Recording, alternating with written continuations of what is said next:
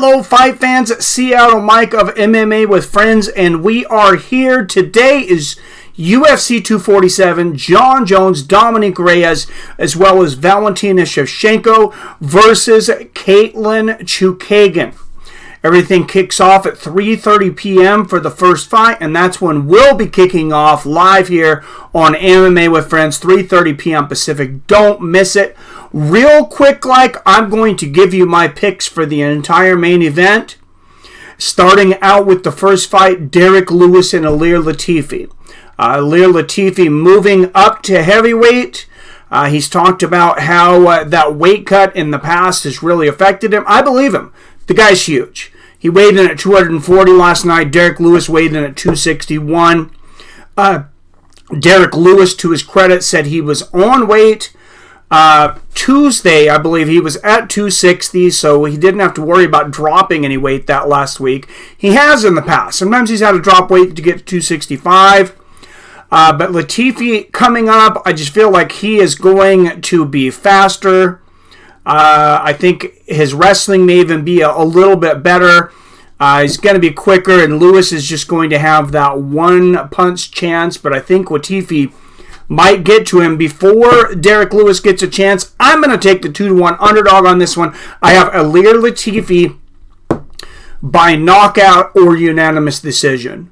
Next up, great matchup in the featherweight division between Mirsad Bektic and Dan Ige. Mirsad just a slight favorite at minus 130. Dan Ige plus 100. Great fighters. I feel like Bektic is just a little further in his evolution.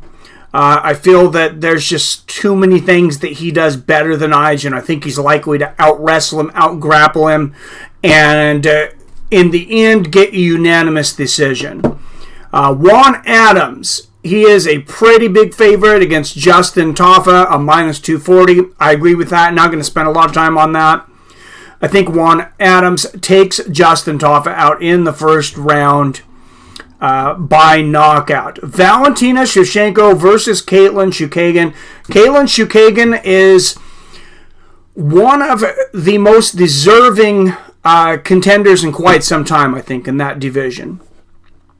That being said, Valentina Shevchenko was just on another level. She does everything so well, from her kicks to her grappling to her punching, and I'm just not sure where Katlyn is going to find the holes in Valentina Shevchenko's game.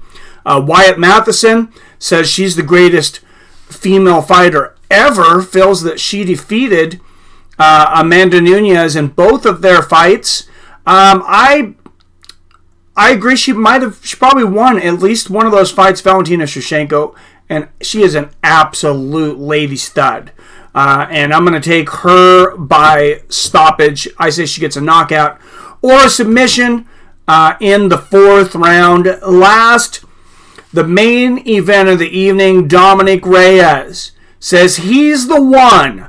Jon Jones says something stinks in here. Literally, he was calling out Dominic Reyes for his bad breath. You could say that's a little bit immature, but Jon Jones only's playing mind games. I've watched a lot more tape on this one, especially of Dominic Reyes. I've watched his fights against Jared Cannonier, where he landed some great shots. He has a great body kick. This is what he does well. He throws that shin to the oblique. And, that's something that not a lot of guys do as well as him. And he masks it in between different combinations and things as well. Then I spent a lot of time on his fights with Ovince St. Preux, and especially his last fight against Volkan Ozdemir. I say his last fight. I know technically his last fight was against Chris Weidman, but that was the 37-second dismantling of a middleweight, and I just don't feel like that's the real Dominic Reyes. So if I was to ask the real Dominic Reyes to stand up, I think it would be against Volkan Ozdemir, and that's why I believe it should actually be Volkan Ozdemir fighting for the championship and not Dominic Reyes. That being said, I watched a lot of the UFC embedded. Jones is training hard. He's hitting the cardio on the swimming while Reyes is on the bike.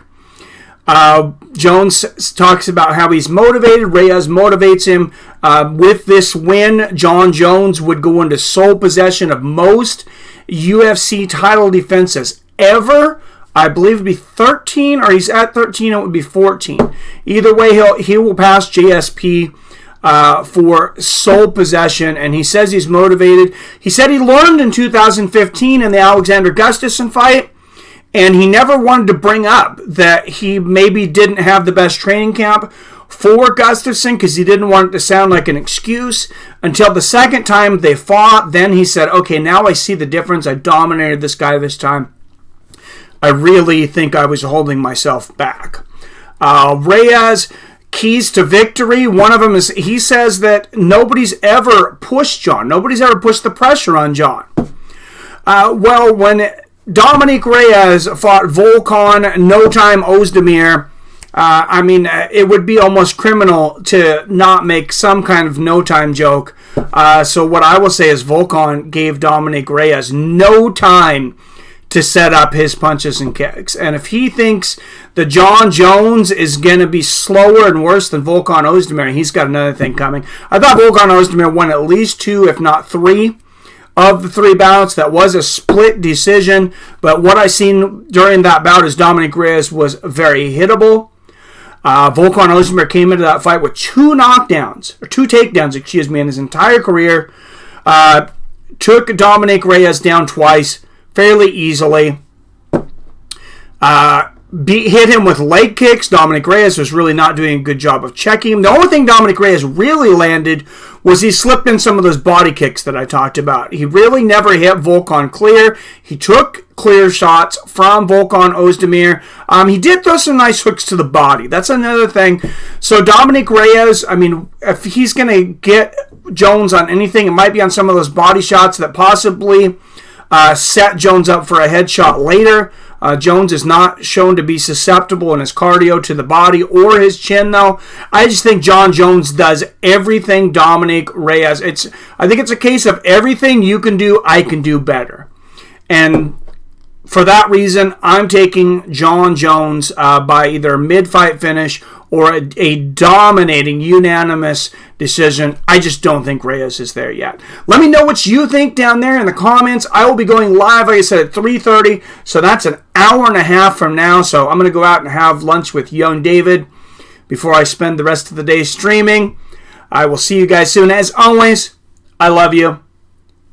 I respect you. And I'll see your fine asses at 3:30. Not a minute later.